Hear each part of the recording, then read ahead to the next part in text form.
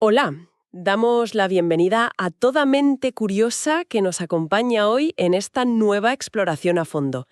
La verdad es que tenemos por delante una misión bastante intrigante hoy. Sí, es un tema de esos que te cambian un poco la perspectiva. Totalmente. Nuestro objetivo hoy es descifrar un enigma verdaderamente fascinante. Queremos entender por qué ciertas cosas, ciertos sistemas o incluso los seres vivos se rompen irremediablemente bajo presión, mientras que otras cosas parecen fortalecerse ante el mismísimo caos. Y para entenderlo, pues nos vamos a sumergir en un material base que tenemos sobre la mesa que es asombroso. Es una mezcla de matemáticas, filosofía, economía y biología. O sea, un poco de todo. Sí, exacto. Pero todo enfocado en explicar un concepto fundamental que es la no linealidad. Y lo hace basándose en una premisa que parece muy simple, pero que lo cambia todo. La diferencia mecánica que hay entre el impacto de una piedra enorme y el impacto de 1000 guijarros pequeños. Para entrar en materia y visualizar bien esta diferencia, el texto arranca con una historia brillante. Yo estoy fascinada con este arranque. Es muy bueno, la verdad. Es una antigua fábula que viene de la literatura rabínica. Cuenta la leyenda que un rey, en un ataque de furia absolutamente ciega, juró aplastar a su propio hijo con una piedra gigantesca. Un juramento complicado. Ya te digo. Evidentemente, cuando el enfado se le disipó y el rey se calmó, se dio cuenta del terrible callejón sin salida en el que se había metido. Claro, porque como monarca absoluto, romper un juramento solemne lo invalidaba para reinar. Eso es, perdería la corona automáticamente. Pero claro, por otro lado, no quería asesinar a su hijo. La tensión en la corte debía ser insoportable. Un dilema irresoluble si lo miras desde una perspectiva puramente lineal. Justo, hasta que su consejero más sabio le ofreció una solución brillante. Le dijo que ordenara a los canteros cortar esa inmensa piedra en 1000 guijarros muy pequeños y luego lanzárselos al hijo uno por uno. Una genialidad. Fíjate que el juramento técnicamente se cumplió al pie de la letra, Sí, la piedra impactó contra el hijo. pero el daño fue minúsculo. El hijo sobrevivió sin un solo rasguño. Y esa historia ilustra de forma magistral la esencia de lo que llamamos fragilidad. Fíjate en esto. Si lo analizamos desde un punto de vista puramente físico, el peso total de la piedra grande y el de los 1000 guijarros juntos es exactamente el mismo. Matemáticamente, la masa no ha cambiado nada. Efectivamente. Sin embargo, el impacto destructivo es radicalmente distinto. Esa enorme diferencia entre el daño que causa un evento masivo y el daño causado por múltiples eventos pequeños que suman la misma intensidad es lo que denominamos efectos no lineales. Vale, vamos a desgranar esto, porque la palabra no lineal puede sonar un poco a clase de matemáticas avanzada en la universidad, pero los ejemplos que tenemos aquí son súper cotidianos. Pensemos, por ejemplo, en una caída. Si una persona salta desde 10 metros de altura, el daño que sufre no es 10 veces mayor que saltar desde 1 metro. Es infinitamente mayor. Probablemente sea letal. Sin embargo, saltar 10 veces seguidas desde 1 metro de altura no causa absolutamente ningún daño estructural. Ninguno en absoluto. El cuerpo lo absorbe perfectamente. Otro ejemplo fantástico que da el texto para entender esta simetría es con el alcohol. Imagina beber 7 botellas de vino tinto en una sola noche de fiesta y luego beber solo agua el resto de la semana. Bueno, un escenario que terminaría en urgencias seguro. Tal cual. El cuerpo colapsa ante la dosis extrema en un periodo tan corto de tiempo. Pero si esa misma cantidad, esas 7 botellas, se distribuyen bebiendo una sola botella diaria durante 7 días, el organismo lo procesa sin un fallo sistémico. Claro, porque la respuesta del cuerpo a la toxicidad del alcohol no es una línea recta. El daño se acelera dramáticamente al aumentar la dosis en un evento único. Lo fascinante de esto es que nos proporciona una regla de oro, una especie de regla visual casi universal para detectar lo que es frágil en nuestro entorno. Exacto. Algo es frágil cuando los impactos le causan un daño que se acelera exponencialmente a medida que aumenta la intensidad. El texto pide que imaginemos esto en un gráfico cartesiano, donde la línea horizontal es la fuerza del impacto y la línea vertical es el daño sufrido. La curva que se dibuja ahí no es recta, es una curva que se dobla hacia adentro. Se sugiere imaginar la forma de un ceño fruncido, como una cara triste. Eso es. Esa forma cóncava es la firma matemática de la fragilidad. Un coche choca contra un muro a 80 km/h y queda sinistro total. Pero chocar 10 veces a 8 kilómetros por hora apenas le hace un rasguño a la pintura. Claro, el daño se multiplica, no se suma. Es la típica taza de porcelana que solo quiere tranquilidad absoluta, cero variabilidad y cero sobresaltos. Pero el análisis no se queda solo en el desastre o en la fragilidad. Nos invita a mirar el otro extremo del espectro. Si lo frágil se dibuja como un ceño fruncido, lo que llamamos antifrágil se dibuja como una sonrisa. Y esta curva convexa funciona justo al revés. Aquí la intensidad de un evento no trae destrucción, sino beneficios acelerados. Pensemos en el levantamiento de pesas. Si el objetivo es ganar masa muscular, levantar una pesa de 50 kilos una sola vez obliga al músculo a microrromperse y a fortalecerse. Se adapta a la carga. Justo. Pero levantar una botellita de agua de medio kilo 100 veces seguidas, aunque suma el mismo peso total, no genera ninguna adaptación. Ninguna. En la sonrisa, el sistema literalmente necesita el estrés para mejorar. Y esa es la distinción sobre la que pivota todo lo demás. Los sistemas convexos, los que sonríen ante la variabilidad, usan el estrés como información. Por supuesto, hasta cierto límite, como llegar al fallo muscular. Pero la clave de bóveda aquí es que, ante la volatilidad, un sistema frágil sufre un daño asimétrico, mientras que un sistema robusto o antifrágil obtiene un beneficio asimétrico. Y tener claro si estamos ante un sistema con forma de sonrisa o de ceño fruncido cambia por completo las reglas del juego. Y aquí es donde la cosa se pone realmente interesante, porque este marco conceptual dicta lo que ocurre en nuestro día a día y choca de frente con lo que consideramos sistemas optimizados. Totalmente de acuerdo. Hay una anécdota en el material sobre el tráfico en Nueva York que ilustra esto a la perfección. Se relata un viaje rutinario en coche para ir a cenar. Un trayecto de 40 minutos. Quien conducía presume de dejar siempre un gran margen de error para no llegar tarde. Nunca. Una persona precavida. Eso pensaba. Pero ese sábado el tráfico se paralizó. Avanzar unas pocas manzanas les tomó horas. ¿El motivo real?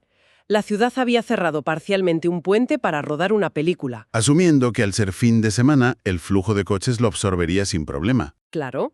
Lo que experimentaron fue el terrorífico multiplicador de la fragilidad. Añadir un 10% más de coches a una vía no aumenta el tiempo de viaje en un 10%. Lo puede disparar en un 300%. A ver, me detengo aquí porque este punto es crucial. Si conectamos el atasco de Nueva York con el panorama general de nuestra sociedad, descubrimos una falla estructural enorme, nuestra obsesión ciega con la eficiencia. A primera vista, la eficiencia parece el santo grial. Llevamos décadas escuchando que optimizar recursos, eliminar tiempos muertos y operar al máximo de capacidad es lo que dicta el éxito empresarial y logístico. Pues resulta que esa búsqueda implacable de la eficiencia es la madre de toda fragilidad. Pensemos en los aeropuertos europeos o en las redes de alta velocidad. Operan deliberadamente casi al 100% de su capacidad para maximizar el retorno económico. Parecen relojes suizos. Pero al eliminar las redundancias, al quitar ese espacio vacío o ese tiempo ocioso, han construido sistemas profundamente cóncavos, tienen forma de ceño fruncido. Si hay un pequeño retraso por una tormenta local, un imprevisto menor, el resultado no es un inconveniente proporcional, es un colapso en cascada. Vuelos cancelados en todo el continente, miles de pasajeros durmiendo en el suelo de las terminales. Han eliminado la capacidad del sistema para absorber lo que se conoce como un cisne negro, es decir, un evento altamente improbable pero de consecuencias masivas. O sea que la eficiencia extrema expulsa la capacidad de adaptación. Y esto nos lleva a otra de las grandes trampas de la complejidad, que es el problema del tamaño. Famoso problema. Podemos hacer las cosas más y más grandes sin alterar sus propiedades. El texto usa una analogía brillante sobre tener mascotas. Imaginemos la diferencia logística entre tener de mascota un gato común o tener a un elefante africano entero en el jardín trasero. La logística cambia un poco, sí. Solo un poco. Todo va razonablemente bien, hasta que llega un evento de presión extrema, como una sequía severa, lo que en finanzas llamarían un estrangulamiento o un squeeze. Un cuello de botella. Si el agua escasea y su precio se multiplica por 10 de la noche a la mañana, el gasto de mantener hidratado al elefante nos sube un poco. Te lleva directamente a la ruina, a la bancarrota personal. El tamaño desproporcionado crea una vulnerabilidad masiva frente a la escasez. Porque la física y la biología no perdonan las escalas.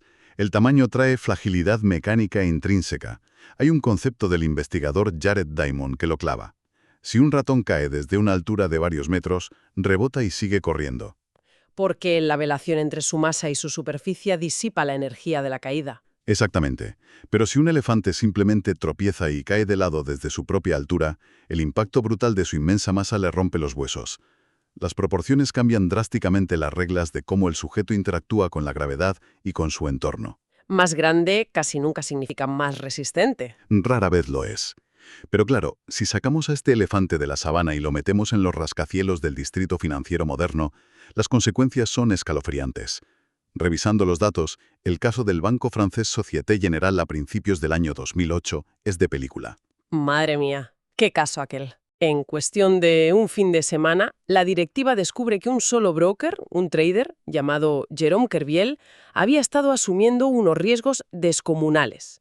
Había montado posiciones gigantescas a espaldas de los controles del banco. De repente el banco se da cuenta de que tiene a un elefante enorme en la habitación y el mercado está a punto de abrir el lunes. Entran en pánico absoluto. Tuvieron que salir al mercado a vender a la desesperada 70.000 millones de dólares en acciones, de golpe, intentando liquidarlo todo en un día festivo en Estados Unidos. Fue una venta de liquidación tan apresurada y masiva que les costó 6.000 millones de dólares en pérdidas directas. El mayor estrangulamiento financiero de la historia provocado por un solo individuo. Y aquí es donde el análisis mecánico se separa de las noticias de los telediarios. Claro, los medios culparon a la codicia, a los fallos de auditoría interna, a la falta de ética del trader. Pero la lección estructural de la que estamos hablando trata puramente sobre el tamaño y la fragilidad. Fíjate en la matemática del evento. Si en lugar de un banco gigantesco y centralizado liquidando 70.000 millones de golpe, hubieran existido 10 bancos regionales mucho más pequeños. ¿Y en cada uno hubiera habido un micro Kerviel operando por su cuenta? Exacto. Asumiendo un riesgo de 7.000 millones cada uno. En días diferentes, ¿qué habría pasado? Las pérdidas globales habrían sido prácticamente nulas. Porque el mercado financiero mundial tiene liquidez de sobra para absorber 7.000 millones sin apenas fluctuar. Pero no puede digerir 70.000 millones de golpe. El tamaño del bloque que intentaron mover es lo que causó el colapso de los precios. Es, literalmente, la diferencia entre que te lancen 1.000 guijarros en momentos distintos o la piedra gigante de una sola vez. Fíjate que hay una ironía amarga en esta historia de Société Générale. Apenas unas semanas antes de que estallara todo este escándalo, hubo una conferencia en Praga donde el autor de nuestro material base advirtió a los directivos de gestión de riesgos de ese mismo banco. Sí, se les expuso exactamente este problema, que sus sofisticados modelos matemáticos asumían que el mercado era lineal y ciego ante el tamaño, ignorando por completo la fragilidad extrema de sus posiciones gigantes. ¿Y sabes cuál fue la respuesta de los banqueros? Abucheos. Trataron al ponente con condescendencia, como alguien que no comprendía la magia de sus algoritmos. Y semanas después, su propia piedra gigante, su eficiencia súper optimizada, les cayó encima. Lo cual nos demuestra que esta ceguera ante la simetría del riesgo está muy incrustada en las grandes burocracias. Y es muy revelador aplicar esta misma lente a los grandes proyectos históricos y contemporáneos. Tomemos un ejemplo de la arquitectura del siglo XIX. En el año 1851, para la Gran Exposición de Londres, se construyó el Palacio de Cristal. Un edificio colosal, un hito de la ingeniería de cristal y hierro fundido. Se diseñó desde cero y se construyó en apenas 9 meses. 9 meses para algo nunca antes visto. Estábamos en un mundo mucho más lineal, claro. Los materiales se fabricaban a nivel local o regional, la cadena de suministro era directa y visualizable. Ahora, comparemos esa hazaña con cualquier megaproyecto gubernamental o infraestructura de nuestra era moderna. A ver, entiendo por dónde vas, pero cualquiera podría argumentar que hoy en día tenemos ordenadores cuánticos, inteligencia artificial y software de gestión de proyectos avanzadísimos. Deberíamos ser infinitamente mejores gestionando la complejidad que unos ingenieros victorianos. Deberíamos, en teoría. Pero la realidad de los datos muestra exactamente lo contrario. Si observamos los grandes sistemas informáticos del sector público, las redes ferroviarias de última generación, o incluso, y esto es clave, los conflictos bélicos modernos. Como la Primera Guerra Mundial, la Segunda Guerra Mundial y la Guerra de Irak. Eso es. El patrón estructural es idéntico en todos ellos. sobrecostes astronómicos y retrasos masivos crónicos. Y aquí es fundamental hacer un inciso muy importante para nuestra audiencia.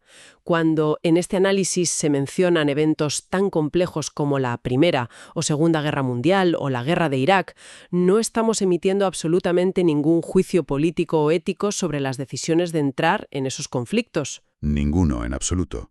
Ni sobre quienes las promovieron. El enfoque es estrictamente analítico y neutral.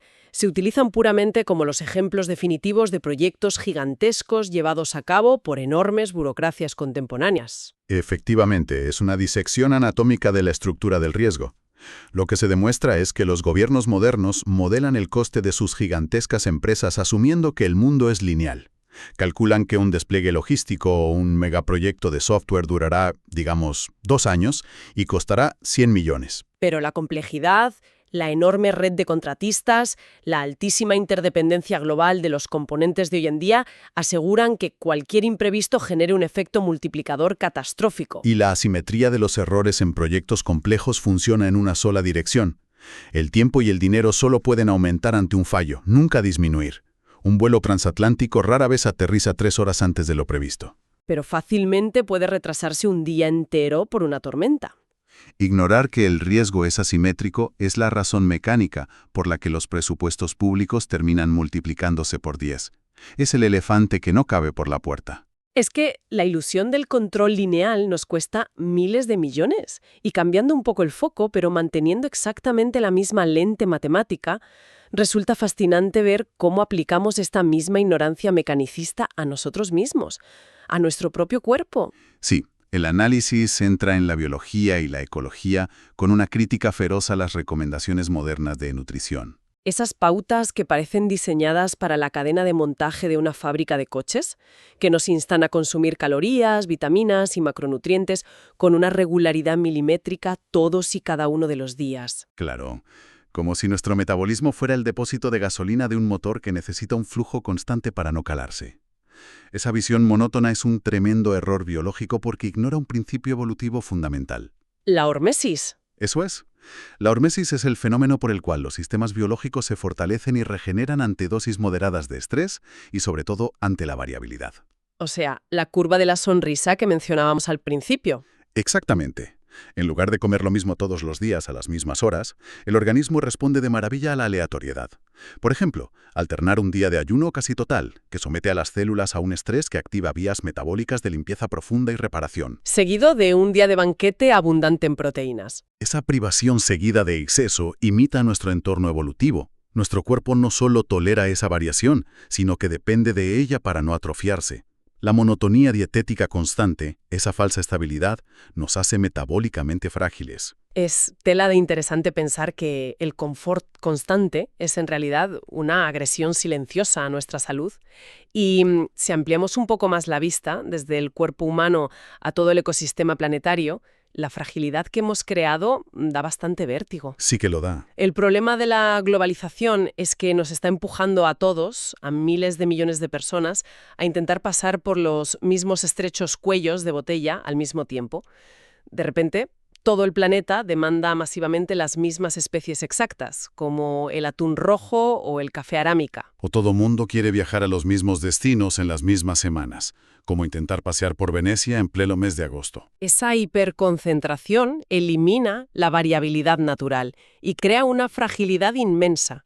Si una plaga afecta a esa cepa concreta de café, o si los bancos de atún colapsan, el daño económico y alimentario global es inmediato y brutal. Y para entender cómo evitar ese embudo letal, resulta muy instructivo observar las prácticas de poblaciones que han sobrevivido milenios entendiendo la variabilidad. El ejemplo de los aleutianos, una tribu nativa de la región ártica de Norteamérica, es fascinante. Sí, antropológicamente se ha observado que no dependían de un sistema lineal. Tenían un método instintivo de rotación natural. En el momento en que detectaban que la caza de una especie, por ejemplo las focas, requería un poco más de esfuerzo porque empezaban a escasear ligeramente, se detenían. Inmediatamente cambiaban sus hábitos y rotaban hacia la pesca o la recolección de otro recurso distinto. Distribuían el impacto. Como lanzar los 1000 guijarros en lugar de tirar la piedra gigante contra el ecosistema. Tal cual. No llevaban ninguna especie límite de tensión estructural. Mantenían una redundancia de fuentes de alimento. Evitaban presionar su entorno hasta llegar a ese punto cóncavo del ceño fruncido donde el daño al ecosistema se acelera y se vuelve irreversible. Desde la fábula rabínica del rey y su hijo hasta la flexibilidad metabólica, pasando por los atascos de tráfico y las quiebras bancarias. El resultado es que ahora tenemos unas gafas nuevas. Una óptica diferente para navegar por el mundo. A partir de mañana, la gente que nos acompaña podrá mirar alrededor y detectar los sistemas con el ceño fruncido. Esos proyectos hipereficientes, centralizados al milímetro y sin margen de maniobra, donde el más mínimo imprevisto traerá un desastre desproporcionado. Y también se podrán identificar los sistemas sonrientes, aquellos descentralizados, con redundancias, que no le temen a la volatilidad, sino que la utilizan como combustible para hacerse más fuertes. Comprender de verdad que la variabilidad, los pequeños sobresaltos, no son el enemigo, sino una necesidad biológica y estructural, lo cambia todo. Cambia radicalmente cómo planificamos nuestra carrera, nuestras inversiones y hasta nuestra agenda diaria. Y esto plantea una reflexión final que me parece vital, una idea que surge de conectar todos estos puntos. Sí, esto plantea una pregunta importante. Si hoy ha quedado demostrado mecánicamente que la concentración masiva, el exceso de optimización y el tamaño extremo crean la máxima fragilidad estructural ante los cisnes negros, ¿Qué está pasando ahora mismo con la totalidad de nuestra civilización digital? exacto. A nivel global, estamos centralizando absolutamente todos nuestros datos vitales.